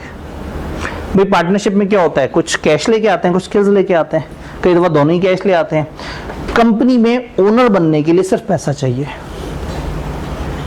ऐसा नहीं हो सकता कि बी कहे मेरे में बड़ी कमाल सलाहियत है, मैं पैसा नहीं दूंगा, मैं सर्विसेज दूंगा, वो मेंबर नहीं बन सकता। मेंबर बनने के लिए आपको पहले पैसा चाहिए, कंपनी कमर्शियल चीज है। अब जब मेंबर बन गए तो उसके बाद अगर आपसे कंपनी कहेगी कि मेरे लिए काम करो, तो ये एक एक्स्ट्रा सर्विस है जो आप उस डब्बे नामी इंसान को दे रहे हैं। तो बी और डी ने कहा ओके हम डायरेक्टर बन जाते हैं, हम इस डब्बे को चलाएंगे। उन दोनों में सलाहियतें थी, वो आगे आए, उस डब्बे में 20 लाख रुपए पड़ा हुआ था, 20 लाख उठा के इन्वेस्ट किया। एक बंदे ने उसको क्लाइंट्स देखे, एक ने बिजनेस के निज़ाम वगैरह को देखा, चलते चलते चलते कुछ प्रॉफिट हो गया। ये प्रॉफिट जब बी और डी को निज़ाम चलाना आता है तो ये दो पार्टनर बन के प्रॉफिट कमा लेते इतना। बी के पास 3 लाख था और डी के पास 80,000 था। स्किल्स थी इनके पास, लेकिन कैपिटल इतना नहीं था। ये काम जो शुरू इन्होंने करना था ना, उसमें 15 लाख का तो एसेट खरीदना था पहले, फिर 3-4 लाख के वर्किंग कैपिटल और बाकी सारी चीज़ें थी। तो कंपनी का एक फ़ायदा ये होता है कि पूलिंग ऑफ फंड्स हो जाती है एक जगह। हर बंदे ने अगर अपने घर से, जो कि फर्ज करें ठोकर पे हो, गार्डन टाउन तक आना है, तो हर बंदे का अलग अलग अच्छा खासा खर्चा लगेगा। लेकिन अगर ये सारे बंदे मिलके एक बस किराए पे ले लेंगे और उसमें बैठेंगे तो सब पे डिवाइड हो जाएगा। जब भी लोग पूलिंग ऑफ फंड्स करते हैं, पैसे जोड़ते हैं, तो सबको फायदा हो जाता है। तो जो 2 लाख का बिजनेस करता, 3 लाख का बिजनेस करता, 80,000 का, उसको कुछ नहीं मिलना था। लेकिन अब कंबाइंड बिजनेस कितने का होगा? 20 लाख का। 20 लाख से इन्होंने जनाब कंबाइंड बिजनेस शुरू किया। कंबाइंड बिजनेस ने 7 लाख रुपया प्रॉफिट जनरेट किया। नेट प्रॉफिट, जानते हैं आप नेट प्रॉफिट कैसे कहते हैं? रेवेन्यू माइनस जितने भी एक्सपेंसेस हैं। तो इसका मतलब है, अब इस वक्त इग्नोर कर देते हैं इनकी सेल कितनी हुई, खर्चा कितना हुआ, लेकिन इनके पास प्रॉफिट आ गया 7 लाख। लेकिन ये जो 2 डायरेक्टर थे बी और डी, और कुछ एम्प्लॉइज थे, एम्प्लॉइज की सैलरियां तो हमने उधर कवर कर दी है, तो 2 ओनर्स हैं। अब ओनर को भी तो पैसे देने हैं, वो वाले ओनर, सारे ओनर नहीं, वो ओनर जिन्होंने काम किया। तो इनकी तनख्वाह सेट हुई हुई थी, इसकी 20,000 पर मंथ तय हुई हुई थी, इसकी 15,000 पर मंथ तय हुई थी। तो टोटल 35,000 पर मंथ इंटू 12, 4,20,000 आपको बी और डी को देना है। जो 7 लाख प्रॉफिट आया, इस प्रॉफिट कमाने में एक तो सबका कैपिटल इन्वॉल्व था, प्लस बी और डी ने सर्विसेज दी थी डायरेक्टर बन के। तो हुआ ये कि इस 7 लाख में से पहले ये 4,20,000 माइनस हो गया। अब कितना प्रॉफिट है? इसका मतलब है डब्बे में 20 लाख पड़ा हुआ है और इजाफी 2,80,000 अब उस डब्बे में रखा हुआ है। ऊपर का 4,20 उठा के ये बी और डी आपस में ले गए, चूंकि इन्होंने सर्विसेज दी थी। तो इंसाफ का तकाजा ये है कि जो मेंबर भी है और वर्किंग भी कर रहा है, तो उसको वर्किंग की सैलरी मिले और मेंबर होने का प्रॉफिट का हिस्सा मिले। अभी प्रॉफिट का हिस्सा किसी को डिवाइड नहीं हुआ, अभी उन लोगों को तनख्वाहें मिली हैं। यहाँ तक बात समझ आ रही है? अब जब ये प्रॉफिट डिवाइड करने लगे तो सोचा कि किस तरीके से डिवाइड करें। चूंकि पार्टनरशिप में तो होता है ना, ये स्किल प्रोवाइड कर रहा है, ये पैसा प्रोवाइड कर रहा है। अगर स्किल ज्यादा है मैं तो उसको ज्यादा शेयर मिल जाएगा, अगर पैसा ज्यादा है मैं उससे, और दोनों अगर बराबर है तो बराबर बराबर हो जाएगा। तो कंपनी के लिए तो पैसा ही चाहिए था, सबसे मेन चीज। तो उन्होंने सोचा कि काम करते हैं, इस कंपनी को हिस्सों में डिवाइड कर लेते हैं। और उन्होंने खुद ही से सोचा कि हर 10 रुपया एक हिस्से के बराबर है। हर 10 रुपया एक हिस्से के बराबर है। हिस्से की जमा बताए क्या होती है? हसिस। कारोबारी, अगर आपने खबरें सुनी हो तो वो कहते हैं कि जी फलाना कंपनी की हसिस इस उस पे पहुंच गए, शेयर्स की उर्दू। तो इन्होंने क्या किया, 10-10 रुपए के हिस्सों में डिवाइड कर दिया। इन्होंने कहा जी ये कंपनी में 20 लाख पड़ा हुआ है, 10 रुपए का अगर एक हिस्सा हो तो कितने हिस्से पड़े हुए अंदर? 2 लाख हिस्से पड़े हुए। उन्होंने कहा भाई आपने 5 लाख रुपए दिए थे समझो 50,000 हिस्से आपके पास हैं, 10-10 रुपए के 50,000 हिस्सों का मालिक है ए। 3 लाख वाला 30,000, 10 लाख वाला 1 लाख हिस्सों का, 80,000 वाला 8,000 हिस्से और 1,20,000 वाला, तो ये टोटल हिस्से बन गए 2 लाख। और 2 लाख में से हर किसी ने आपस में वो हिस्से डिवाइड कर लिए। इससे आसानी हो गई कि जिस कंपनी के 2 लाख हिस्से हैं, उन 2 लाख हिस्सों में से 8,000 हिस्सों का मालिक है मिस्टर डी। हर हिस्से को एक शेयर कह दिया और कह दिया मिस्टर डी आपके पास 8,000 शेयर्स हैं, मिस्टर बी आपके पास 30,000 शेयर्स हैं। ये बात समझ आ रही है? फिर सोचा कि अच्छा प्रॉफिट को डिवाइड करें। अब 2,80,000 प्रॉफिट पड़ा हुआ है आपके पास, तो कुछ ने कहा यार एक काम करते हैं, आज हम प्रॉफिट नहीं डिवाइड करते, ये पैसा री इन्वेस्ट कर देते हैं, डब्बे में रखते हैं, अगली दफा 20 लाख से काम नहीं होगा, 22,80,000 से काम होगा। तो कुछ ने कहा खुदा का खौफ करो, कंपनी बनाई इसलिए थी कि साल के एंड पे प्रॉफिट आए, तो प्रॉफिट तो हमने खाना है। अब प्रॉफिट भी चाह रहे हैं और कंपनी में री इन्वेस्ट करना भी चाह रहे हैं। आपस में बैठे हिसाब किताब लगाया, उन्होंने कहा यार 2,80,000 है, बड़ी प्यारी सी डिवीजन बन रही है, 2 लाख डिवाइड कर लेते हैं और 80,000 इन्वेस्ट कर देते हैं। तो उन्हें 80,000 उठा के उसी डब्बे में रखा और 2 लाख उठा के डिवाइड करना था। कैसे डिवाइड करना था? कंपनी के हैं 2 लाख हिस्से और प्रॉफिट डिवाइड करने वाला जो हाथ में है वो कितना है? 2 लाख। 2 लाख रुपए प्रॉफिट डिवाइड होगा 2 लाख हिस्सों में, तो एक हिस्से को कितना प्रॉफिट आएगा? 1 रुपया। तो ठीक है भाई, तुम्हारे पास 8,000 हिस्से हैं, तुम्हारा 8,000 प्रॉफिट। तुम्हारे पास 50,000 हिस्से हैं, तुम्हें 50,000 प्रॉफिट। प्रॉफिट दिया, कंपनी चल पड़ी। अगली दफा इसी तरह से प्रॉफिट दिया, कंपनी चल पड़ी। अगली दफा इसी तरह से प्रॉफिट दिया, कंपनी चल पड़ी। चलते चलते चलते चलते 15 साल हो चुके हैं। डब्बे में आज 50 लाख पड़ा हुआ है और हर साल हर बंदे को पर शेयर 1 रुपया, 2 रुपया, 2.5 रुपया प्रॉफिट भी मिल जाता है। ये जो प्रॉफिट का हिस्सा डिवाइड करते हैं इसको डिविडेंड बोलते हैं, और वो जो 80,000 वापस अंदर डाला उसे रिजर्व्स बोलते हैं अकाउंटिंग की जुबान में। और अकाउंटिंग तो माशाल्लाह इंट्रो टू अकाउंटिंग पढ़े हुए लोगों ने तो बहुत कुछ पढ़ा हुआ होता है। तो अब डब्बा बढ़ता जा रहा है, डब्बे के अंदर 50 लाख हो चुके हैं। आपने लगाए कितने थे शुरू में? यानी कि मैंने जब अपना हिस्सा डाला था तो वो एक हिस्सा 10 रुपए का मैंने ऐड किया था। टेक्निकली आज वो हिस्सा बढ़ के 25 रुपए का हो चुका है। अगर आज कंपनी बंद हो जाए, डब्बा तोड़ेंगे, डब्बे के अंदर से जितने पैसे हैं उसको 2 लाख हिस्सों में डिवाइड कर देंगे, तो हर हिस्सेदार को 25 रुपये आ जाएगा। और खर्च कितना किया था? 10 रुपया। ठीक है,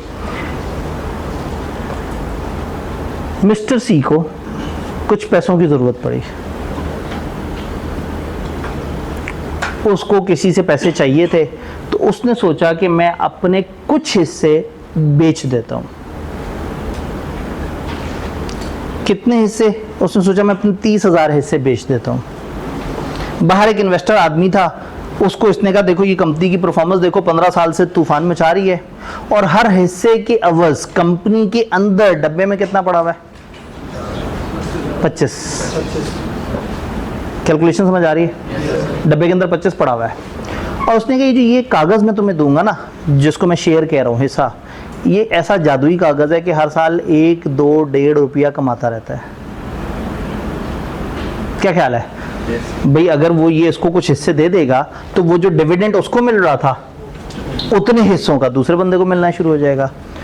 तब ये बिजनेस डील है कि आप मार्केट में आके कह रहे हो कि मेरे पास एक शेयर है, वो हर साल डिविडेंड भी कमाता है, आज की डेट में कंपनी में उसके अगेंस्ट 25 रुपया भी पड़ा हुआ है, और ये कंपनी आज से 15-20 साल बाद शायद 100 रुपए, 150 रुपए पर हिस्से तक आपको बेनिफिट भी दे दे, और हर साल डिविडेंड तो दे ही रही होगी। तो अब ये शेयर 10 रुपए का तो नहीं बिकेगा ना, ये 25 का भी नहीं बिकेगा, क्योंकि 25 तो कैश में पड़ा हुआ ही है और ये हर साल डिविडेंड भी दे रहा है और इसमें ग्रोथ भी है। अब होंगे वो डिमांड एंड सप्लाई के वो वाले सारे ग्राफ जो इकोनॉमिक्स में आपने पढ़े थे कि लोगों को कंपनी का शेयर होल्डर बनने में कितनी वो है ख्वाहिश है और बेचने वाले कितने हैं। अगर बेचने वाले ज़्यादा हुए कि बहुत सारे लोग कह रहे हैं यार ले लो हमारे से कंपनी के शेयर, और ख़रीदने वाले कम है, तो मार्केट की डिमांड एंड सप्लाई शेयर की प्राइस गिरा देगी। और अगर थोड़े से लोग बेच रहे हैं और बहुत सारे खरीदना चाह रहे हैं और कंपनी तूफानी है, ज़बरदस्त परफॉर्म कर रही है, तो कहीं ना कहीं इन्होंने इस शेयर की प्राइस तय की 35 रुपया म्यूचुअल कॉन्सेंट से। आपने QM भी पड़ा हुआ है, तो 30,000 रुपए को ज़रा 35 से मल्टीप्लाई करें। ये भाई ने चुपके से ऐसे कैलकुलेटर करके ना कि सर को नज़र ना आए कैलकुलेशन शुरू कर दे। 1,50,000 कौन है?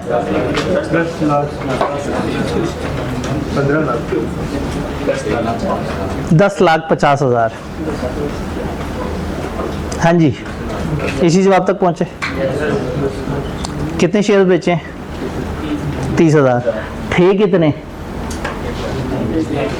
1 लाख शेयर्स। खरीदे कितने के थे? 10 लाख के। बेचे कितने के? 10,50,000 के, और सारे बेच दिए। कमाल धंधा नहीं है ये? पैसा भी बढ़ गया, पैसा वापस भी मिल गया, उस कंपनी में और लोग भी आ गए, और बड़ी वाली नई कंपनी जिसमें ज़्यादा पैसा ज़्यादा कैपिटल है उसके आप अभी भी 70,000 शेयर्स के मालिक हैं। इंटरेस्टिंगली जब इसने अपने 30,000 शेयर बेचे तो वो जिसको बेचे वो मिस्टर एक्स थे। मिस्टर एक्स भी शेयर होल्डर बन के आ गए। अच्छा, कंपनी गरीब को पता भी नहीं है कि क्या हो रहा है उसके साथ, क्योंकि कंपनी मानती है कि मैंने कुछ लोगों से पैसे पकड़े, कुछ लोगों से पैसे पकड़े, और उस कागज़ पे जिसका नाम लिखा होगा जब मैं बंद दूंगी मैं उस बंदे को उतने पैसे वापस कर दूंगी। उस डब्बे ने उधार लिया हुआ है, वो डब्बा तो इंसान है ही नहीं, वो तो एक सेपरेट लीगल पर्सन है। वो मानता है कि मैं अलग हूँ और ये मेरे जो ओनर्स हैं अलग लोग हैं। ये पांचों लोग अपनी ज़िंदगी में, ये टेक्सटाइल का काम करता होगा, ये इस कंपनी को भी देखता है, एक पार्टनरशिप को भी देखता है, ये बंदे के 6 और बिजनेस हैं, ये कुछ और काम भी कर रहा है, इनकी अपनी ज़िंदगियाँ चल रही हैं, ये अपने अपने काम धंधे कर रहे हैं। लेकिन कंपनी ने इन सबको एक जगह इकट्ठे किया कुछ रूल्स एंड रेगुलेशंस के तहत, और कंपनी कैसे चली? इन्हीं में से जिन्होंने एफर्ट की उन्होंने तनख्वाहें भी पाई। तो अगर हमारे पास बहुत सारे लोगों के पास पैसे हों और हम सब चाहते हों कि हम अपने पैसे को बेहतर करें और बिजनेस में इन्वेस्ट करें, और हम टाइम नहीं दे सकते, तो बेस्ट थिंग इज हम एक कंपनी के शेयर्स खरीद लें। कंपनी का कुछ हिस्सा हमारे पास आ गया, तो जब पाकिस्तान भर से 50,000 लोग मिलके शेयर्स खरीदेंगे तो एक कंपनी के पास 15 अरब रुपए आ जाएंगे। वो बड़े लेवल पे बिजनेस करेगी, बड़े लेवल पे प्रॉफिट कमाएगी और बड़े लेवल पे डिविडेंड देगी। तो आप एक ऐसी हलाल इन्वेस्टमेंट कर रहे होंगे जिसमें आपने एक कंपनी के अंदर हिस्सा खरीदा है जो कि शरई काम कर रही है। हाँ, अगर कंपनी गैर शरई काम कर रही है तो फिर मामला गलत हो जाएगा। तो इसलिए जब जब भी लोगों के पास पैसा एक्यूमुलेट होता है और उन्हें समझ नहीं आता कि कहाँ लगाएं, वो स्टॉक एक्सचेंज पे लगाना शुरू कर देते हैं। इस वक्त स्टॉक एक्सचेंज पाकिस्तान की तारीख के सबसे बड़े बूम पे है। क्यों? हमारे यहाँ इन्वेस्टर लगाते थे ज़मीनों पे पैसा, घरों पे पैसा, 5 मरला 10 मरला। गवर्नमेंट रूल सख्त करती चली गई कि अब आपने इतना एप्रिसिएशन का टैक्स देना है, इतना रजिस्ट्रेशन का टैक्स देना है। अच्छा, लोग खरीदते थे 2 करोड़ की चीज़ और गवर्नमेंट के यहाँ रजिस्टर कराते थे 3 लाख रुपए की वैल्यू पे।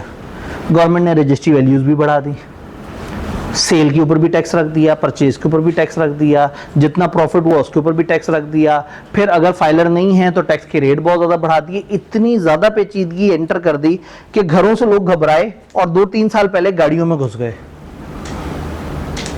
2022 में फॉर्च्यूनर 76 लाख की थी, इस वक्त 2 करोड़ की है, जो उसका बेसिक वर्जन। क्यों? Demand and supply. जब जमीन का करोड़ों अरबों रुपए का इन्वेस्टर निकला, उसने कहा अब कहाँ इन्वेस्ट करें यार, गाड़ियाँ बड़ी ज़बरदस्त चीज़ें हैं, गाड़ी लेके रख लेते हैं, गाड़ियों में तो महंगा होना ही होता है। तो पता लगा गाड़ियों में धड़ाधड़ इन्वेस्टर घुसना शुरू हुए, गाड़ियों की कीमतें ऊपर बढ़ गई। फिर अब गाड़ियाँ खास लेवल पे इतनी महंगी हो गई कि लोगों की खरीद से ही बाहर हो गई। अब एक खास लेवल से ज़्यादा महंगी नहीं हो पा रही थी क्योंकि मार्केट उसको एक्सेप्ट ही नहीं कर रही थी। तो फिर इन्वेस्टर सोने में घुस गए और वो सोना तकरीबन दुगना कर दिया 4-5 साल के अंदर। धड़ाधड़ उसमें इन्वेस्टमेंट शुरू कर दी। अच्छा, सोने के ऊपर गवर्नमेंट सख्त रूल्स एंड रेगुलेशंस लेके आई, क्योंकि सोने से तो पैसा ब्लॉक हो गया ना, एक जगह पे रुका हुआ है और उस तरह से। तो गवर्नमेंट ने फिर प्रमोट किया कि आप स्टॉक्स की तरफ आए, स्टॉक एक्सचेंज में लोगों को इन्वेस्ट करने के लिए रिलैक्सेशन दी, कुछ क्रेडिट्स दिए, फर्स्ट टाइम जो कंपनी आई है उसमें इन्वेस्ट करने का कोई टैक्स बेनिफिट दिया, तो लोग स्टॉक एक्सचेंज की तरफ चले गए। तो इस वक्त पाकिस्तान में स्टॉक एक्सचेंज में जो बूम है वो इस वजह से नहीं है कि कंपनियां बहुत अच्छा परफॉर्म कर रही हैं, प्रॉब्लम ये है कि इन्वेस्टर के पास जगह ही नहीं है कि कहाँ इन्वेस्ट करें।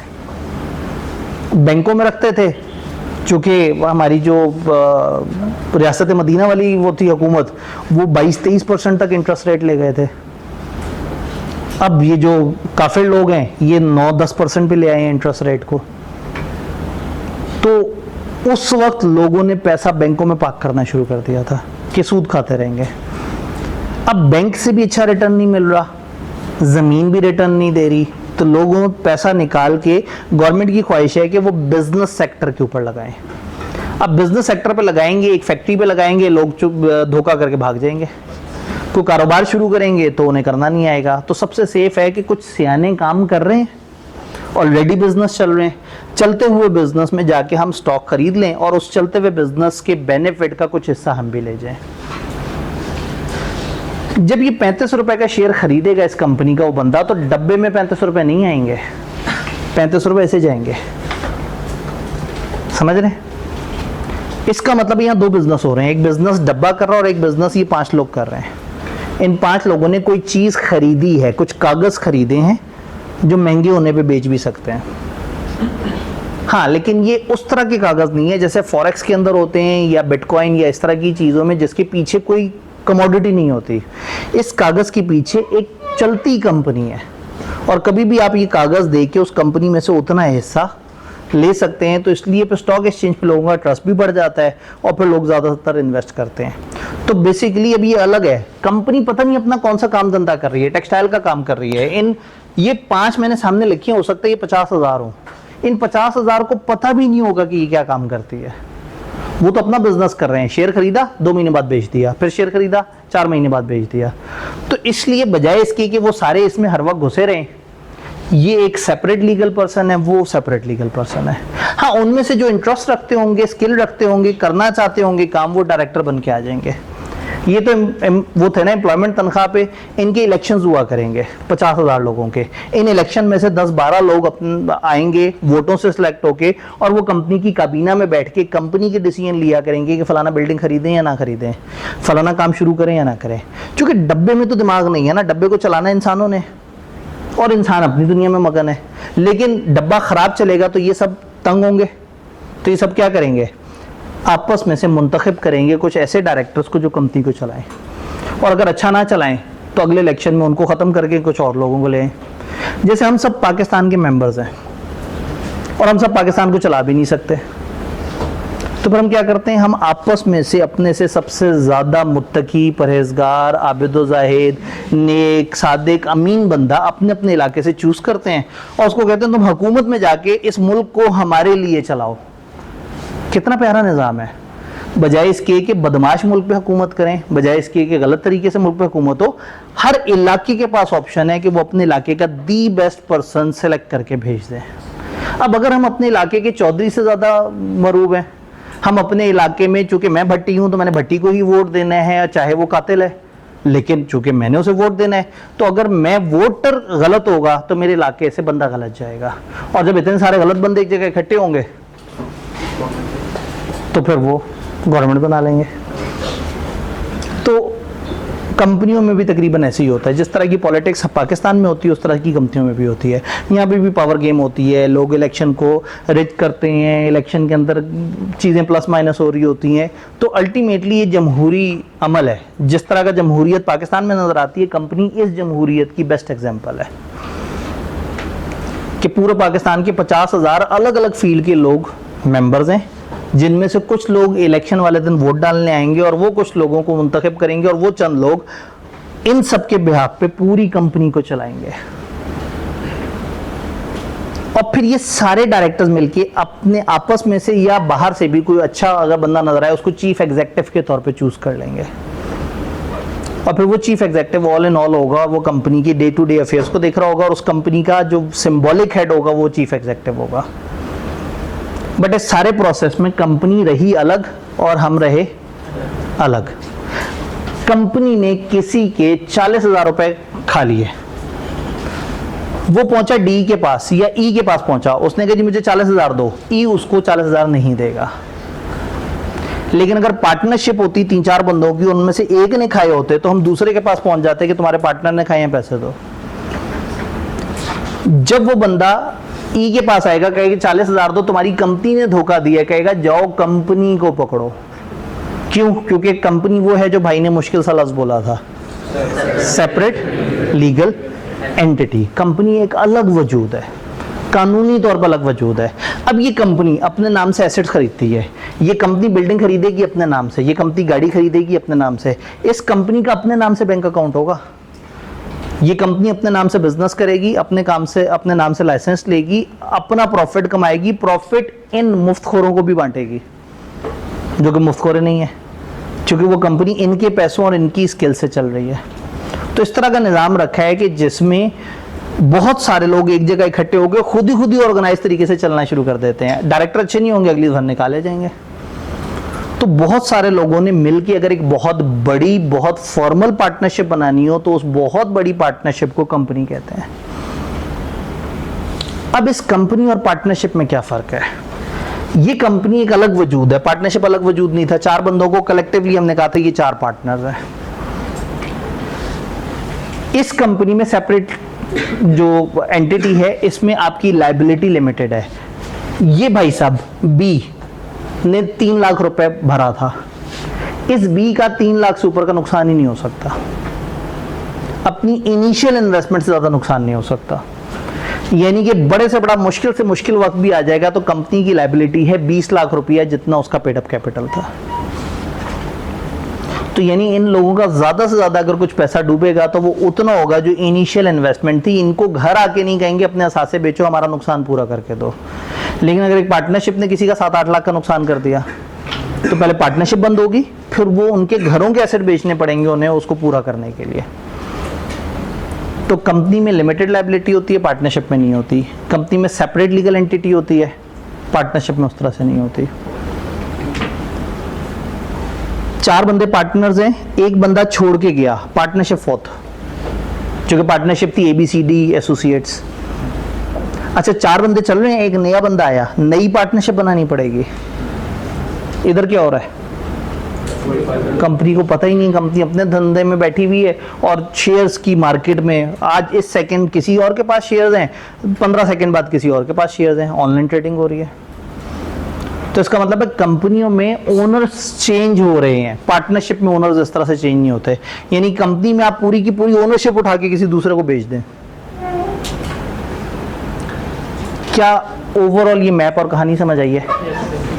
अब हम अपने सिलेबस को समझते हैं। चैप्टर नंबर 1 कंपनी के बारे में बताता है और डिफरेंट टाइप ऑफ कंपनीज, कंपनियों की जितनी भी तरह की कैटेगरीज होती हैं, मेजॉरिटी ऑफ द कैटेगरी किताब ने हमारे पास बताई है। यानी अगले 1-2 दिन हमारे बड़े बोरिंग से हैं, क्योंकि उसमें हम कंपनियों की टाइप्स को, डेफिनेशंस को देख रहे होंगे जो रट्टा मारने वाली चीजें हैं। उसके बाद हमारे फिर प्रोसेस शुरू हो जाएंगे। तो ये पहला चैप्टर है, ये इसलिए स्टार्ट में बोरिंग होगा कि इसने शुरू में हमें कंपनियों की मुख्तलिफ तरह की किस्में गिनवानी है और याद करवानी है। तो चैप्टर 1 इज अबाउट कंपनी क्या है और कंपनी को बिल्कुल क्यों रजिस्टर होना पड़ता है। चैप्टर 2 रजिस्ट्रेशन के वक्त 2 इंपॉर्टेंट डॉक्यूमेंट्स बनते हैं कंपनी के, एक को हम कहते हैं मेमोरेंडम ऑफ एसोसिएशन, एक को कहते हैं आर्टिकल्स ऑफ एसोसिएशन। चैप्टर 2 उन डॉक्यूमेंट्स के गिर्द घूमता है कि जब कंपनी बनती है तो हमने क्या क्या कंपनी के बारे में कहां बताना होता है। चैप्टर 3 इन डायरेक्टर्स के बारे में बताएगा कि डायरेक्टर्स कंपनी का निजाम कैसे चलाते हैं। चैप्टर 4 बताएगा कि जो चीफ एग्जीक्यूटिव और उसके अलावा कुछ ऑफिसर्स होते हैं उनकी क्या ड्यूटीज हैं। चैप्टर 5 शेयर कैपिटल के रूल्स बताएगा कि कंपनी की शेयर कैपिटल को कैसे डिवाइड करें, ये शेयर बिकता कैसे है, शेयर का ये मामला कैसे होता है, वो मामला कैसे होता है। चैप्टर 6 इज अबाउट ये कंपनी जब लोन लेने जाएगी तो वहां पे क्या मॉर्गेजेस, चार्जेस वगैरह, वहां पे क्या रूल्स होंगे और लोन किससे ले सकते हैं और उस पर सिक्योरिटी क्या देनी पड़ेगी। चैप्टर 7 इज ये मेंबर्स जब अपनी मीटिंग्स करेंगे तो मीटिंग में कितने लोग आया करेंगे, क्या कोरम होगा, क्या सिस्टम होगा, वोट कैसे किया करेंगे, नोटिस कैसे दिया करेंगे। चैप्टर 8 इज अबाउट ये डिविडेंड कैसे डिवाइड हुआ करेगा और अगर टाइम पे नहीं मिलेगा तो किसको क्या सजा मिलेगी। चैप्टर 9 इज अबाउट ये कंपनी अगर इन्वेस्टमेंट्स वगैरह कर रही है तो उसके क्या रूल्स होंगे।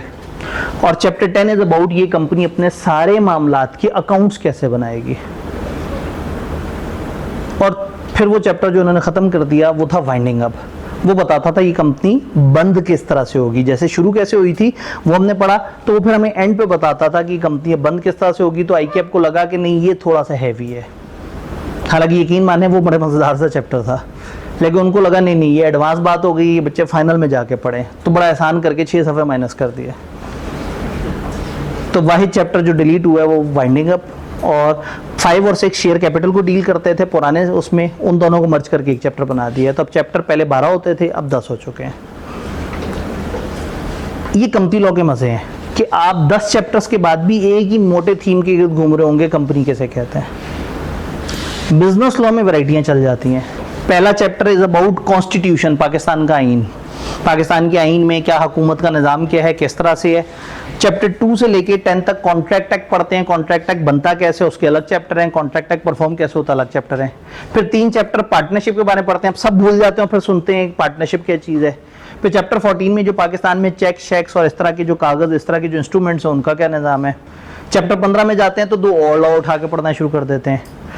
तो बी लॉ या मर्केंटाइल लॉ में चीज़ें बहुत टूटी हुई हैं और हर चैप्टर एक नया टॉपिक है। सी लॉ का एक फ़ायदा ये है कि हम 10 के 10 चैप्टर में एक थीम के गिर्द गिर्द रिवॉल्व कर रहे हैं, वो है कंपनी। कि किसी चैप्टर में समझ रहे होंगे इसका निज़ाम कैसे चलता है, किसी में समझ रहे होंगे डिविडेंड कैसे देते हैं, किसी में समझ रहे होंगे ये अकाउंट्स कैसे बनाते हैं।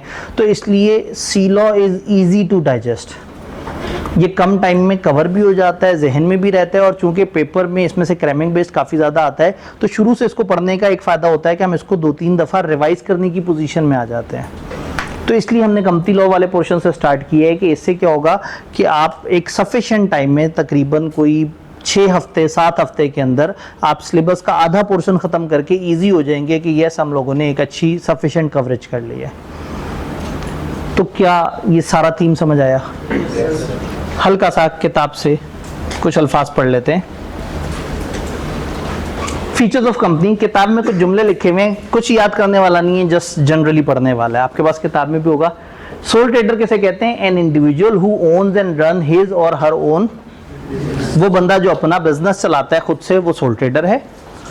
Law does not recognise the business as separate person, law sole trader और उसके बिजनेस को 2 अलग बंदे नहीं काउंट करता। मिस्टर अब्दुल करीम मुश्ताक की दुकान के बाहर से एक बंदा गुजर रहा था और दुकान का एक जो है वो जो सामने शेड लगा हुआ था वो टूट के उनके सर पे गिर गया, और उस बंदे ने अंदर आके मिस्टर अब्दुल करीम मुश्ताक को पकड़ लिया कि तुमने मेरा नुकसान किया। वो कहेगा नहीं मैंने नहीं, मेरी दुकान ने किया है, जाओ दुकान को पकड़ो।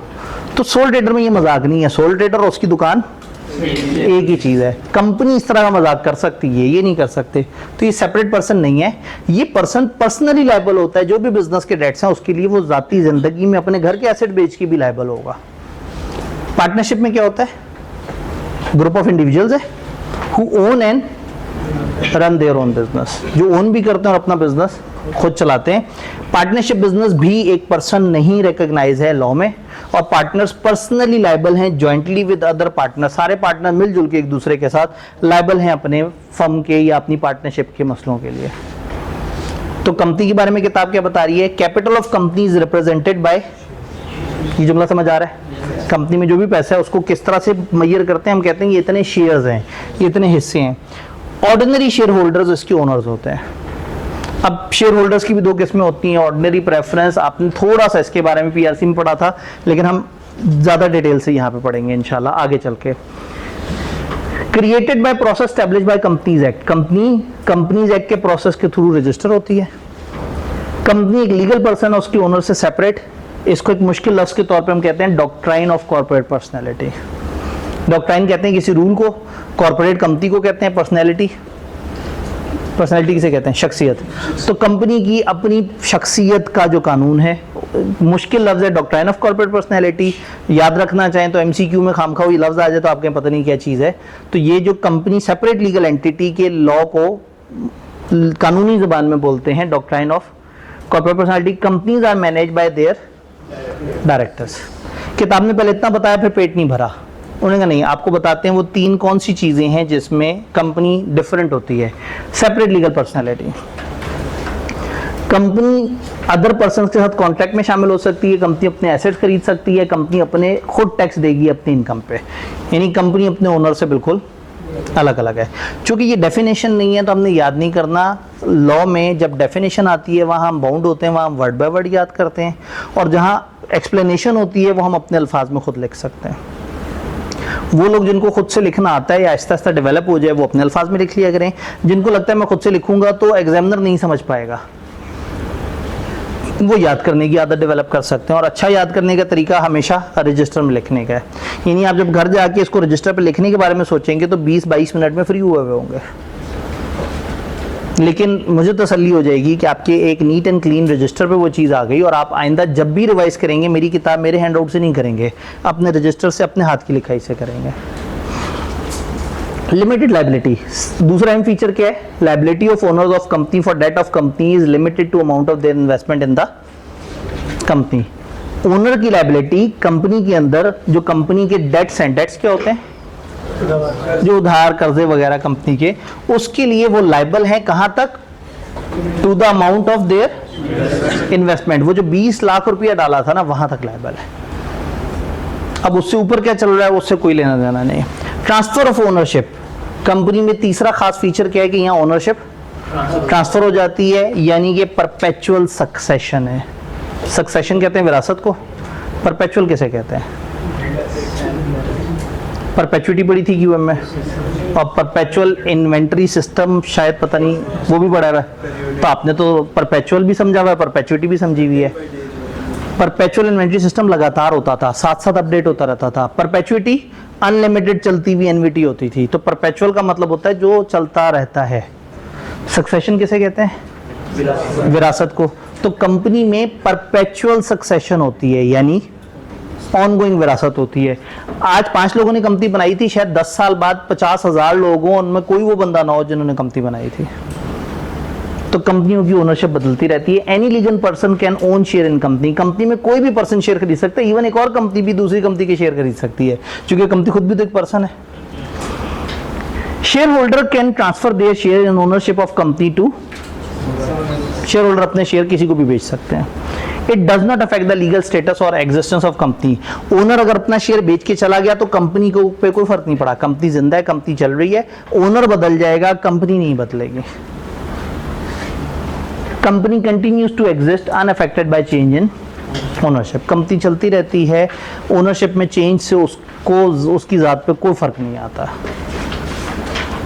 तो सवाल ये है कि क्या हमें कंपनी की बेसिक्स, मुझे खुशी इस बात की है कि आप लोग पीआरसी में न सिर्फ पढ़ के आए हुए थे बल्कि आप लोगों ने बड़े अच्छे तरीके से रिस्पॉन्ड भी किया। तो अब क्या हमें कंपनी का स्ट्रक्चर बड़ी अच्छी तरह से समझ आ गया है? कोई ऐसा सवाल जो आप इस वक्त पूछना चाहें? हम अब आगे मजीद नहीं पढ़ेंगे, बाकी कल पढ़ेंगे इंशाल्लाह, लेकिन अगर कोई चीज़, कोई क्लैरिफिकेशन आप लेना चाहें, चूँकि टाइम में गुंजाइश तो है। हमने सर ये पीआरसी में पढ़ा था कि मतलब कोई एम्प्लॉई है, कंपनी चाहते हैं कि मतलब हमारा प्रोडक्शन ज़्यादा हो जाए या मतलब एम्प्लॉई जो है ना छोड़ के न जाए, ठीक है, तो उसको जो है ना शेयर होल्डर देते हैं, उसको शेयर्स देते हैं, बिल्कुल ठीक है। तो आपने कहा कि कैपिटल आना पड़ेगा, लेके आना पड़ेगा। जी बिल्कुल। अब इसमें इन्होंने कहा कि हमने पीआरसी में पढ़ा था कि अगर कोई एम्प्लॉय बहुत अच्छा परफॉर्म कर रहा है तो हम उसको अप्रिसिएशन के लिए कंपनी के शेयर्स में या स्टॉक ऑप्शन स्कीम वगैरह में ऐड कर सकते हैं, जबकि हमने पढ़ा कि कैपिटल आना पड़ता है। अब ऐसे में चूंकि अभी हम बिल्कुल पहले लेक्चर पे हैं, जैसे जैसे आगे जाएंगे तो फिर मैं एक दफ़ा बताऊंगा कि कुछ बोनस शेयर्स भी होते हैं। ये वो शेयर्स होते हैं जो कंपनी इसके अगेंस्ट पैसे नहीं लेती, लेकिन ये शेयर्स इशू कर रही होती है। फिर कुछ आगे चल के हम एम्प्लॉयज़ के बारे में भी जानेंगे। टैक्स के अंदर आप पढ़ेंगे एम्प्लॉय स्टॉक ऑप्शन स्कीम के बारे में। उधर हम देखेंगे कि कंपनी अपने एम्प्लॉयज़ को अपने ही शेयर्स ऑफर कर रही होती है। वो पता क्या करते हैं, वो नए शेयर्स इशू करते हैं, पुरानों से इजाज़त ले लेते हैं और कहते हैं ये नए हम अपने एम्प्लॉयज़ को देंगे, एम्प्लॉय शेयर स्कीम। कुछ एम्प्लॉइज से पैसे लेते हैं और जिनको अप्रिशिएट करना होता है उनसे पैसे नहीं लेते, लेकिन उनके हिस्से के पैसे कंपनी अपने फंड से खुद कंट्रीब्यूट कर देती है। तो आप बिल्कुल सही कह रहे हैं कि आगे चल के हमें ऐसे शेयर होल्डर्स का भी पता लगेगा जिनको फ्री खाते में भी शेयर मिल गए होंगे। लेकिन इस वक्त जब हम कंपनी बना रहे थे, कंपनी बनाते वक्त तो अभी एम्प्लॉय सामने नहीं आया, तो कंपनी बनाते वक्त आपको लाजमी वो शेयर होल्डर चाहिए जो कि पैसा इंजेक्ट करेंगे तो कंपनी चलेगी, वरना नहीं चलेगी। जी सर, ये नंबर ऑफ शेयर और शेयर की प्राइस कैसे होती है? जी, ये नंबर ऑफ शेयर और शेयर की प्राइस कैसे सेट होती है? शेयर की प्राइस का ना एक टोटका रखा हुआ है लोगों ने, टिपिकली सेफ आसान रखने के लिए लोगों से 10 रुपए कह देते हैं। बट कुछ कंपनी हैं जिनका 100 रुपये का भी शेयर की फेस वैल्यू है, कुछ की 1000 की भी फेस वैल्यू है।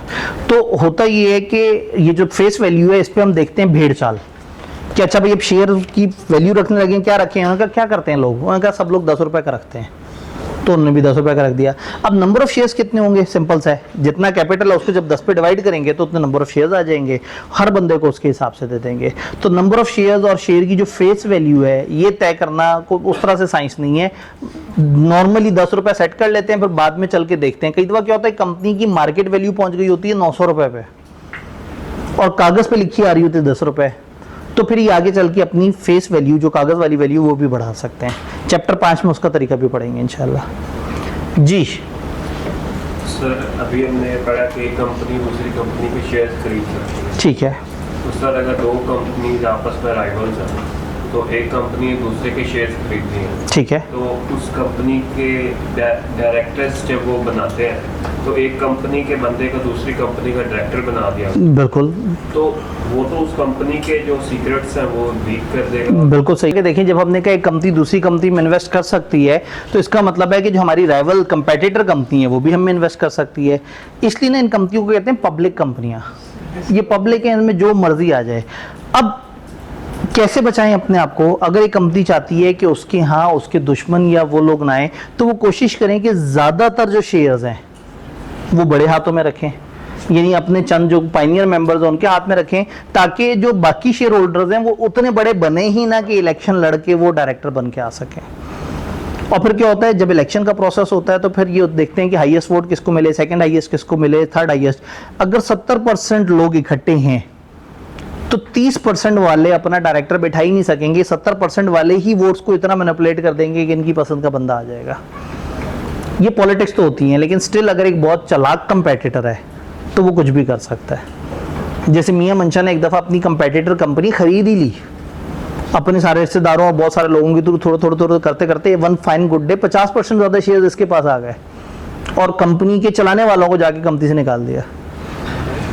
तो यस, कॉर्पोरेट दुनिया में फिर इस तरह के मजाक भी होते हैं, तो फिर कंपनियों को अलर्ट रहना होता है कि देखने के लिए कि उनके शेयर होल्डर्स का क्या पैटर्न है, और ऐसे में एक खास बड़ी तादाद के शेयर्स फिर कंपनी के जो फाउंडिंग मेंबर्स हैं वो अपने पास रखते हैं। जी सर, एक वो प्राइवेट करके भी चला सकते हैं ना कंपनी, पब्लिक करें? जी, कंपनी प्राइवेट करके भी चला सकते हैं, पब्लिक बेशक ना करें। जैसे उन्होंने कहा हम ऐसा भी कर सकते हैं कि हम कंपनी को पब्लिक में लेके ही ना जाए, हम उसको प्राइवेट रखें। प्राइवेट की कुछ और रिस्ट्रिक्शन है, लेकिन मैंने इसलिए पब्लिक बोल के बस ज़्यादा गहराई में नहीं उतरा था कि हम अपने सिलेबस में 1-2 दिन बाद पब्लिक और प्राइवेट कंपनी का फ़र्क समझ रहे होंगे।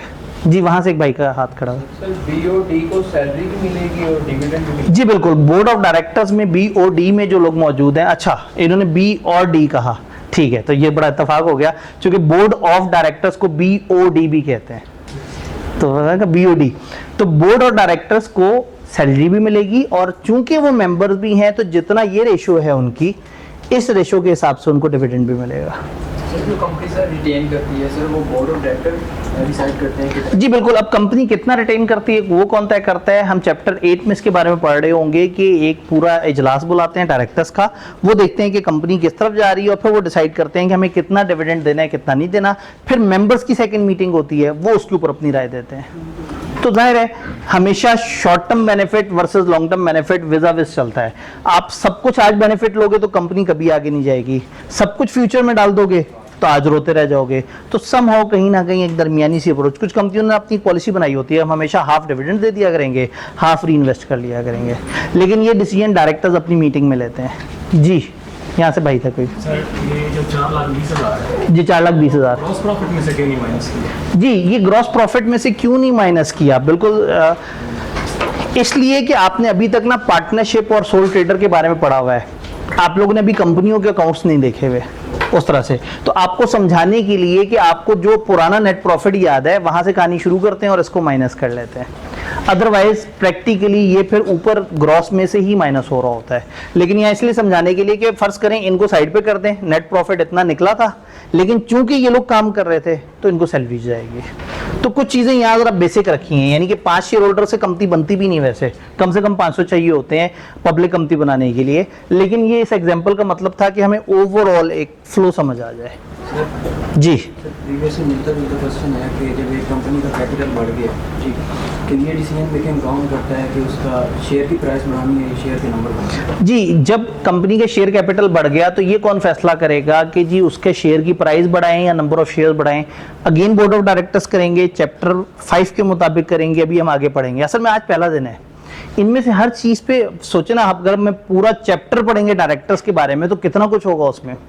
एक चैप्टर पढ़ेंगे शेयर कैपिटल का, तो आज वो सारे जो सवाल हैं, आप इस वक्त क्यूरियोसिटी तो है ना कि एक चीज़ सीखी है तो अच्छा ये कैसे होता है, वो कैसे होता है, वो कैसे होता है, तो इंशाअल्लाह ताला ये कंपनी लॉ ने एंड तक ये सारे मसलों के जवाब दे देने हैं। तो अलग अलग चैप्टर में अलग अलग चीज़ का अलग अलग प्रोसेस है। तो आप जब भी सवाल पूछेंगे मैं ज़रूर बता दूंगा कि ये चीज़ उस चैप्टर में पढ़ेंगे, ये उस चैप्टर में पढ़ेंगे। जब वहाँ जाके पढ़ेंगे तो थोड़ी सी और पिक्चर क्लियर होगी। जी, कंपनी अपने एसेट से ज़्यादा लोन ले सकती है। कंपनी के अपने एसेट से ज़्यादा लोन ले सकती है अगर उसके पास गिरवी रखवाने के लिए या कुछ इस तरह की चीज़ें गारंटी देने के लिए हों तो वो ज़्यादा लोन भी ले सकती है। ये डिपेंड करता है कि बैंक कितना मुतमईन है, क्योंकि सबको पता होता है कि कंपनी डूबेगी तो वो ज़्यादा से ज़्यादा कितना देगी, जो पेड अप कैपिटल है, वो फिर पर्सनल गारंटियाँ ले लेते हैं उनसे। जी, कुछ लोग बड़ी उलझन से उन बच्चों की तरफ देख रहे हैं जो सवाल पूछे जा रहे हैं कि छुट्टी नहीं हो पा रही।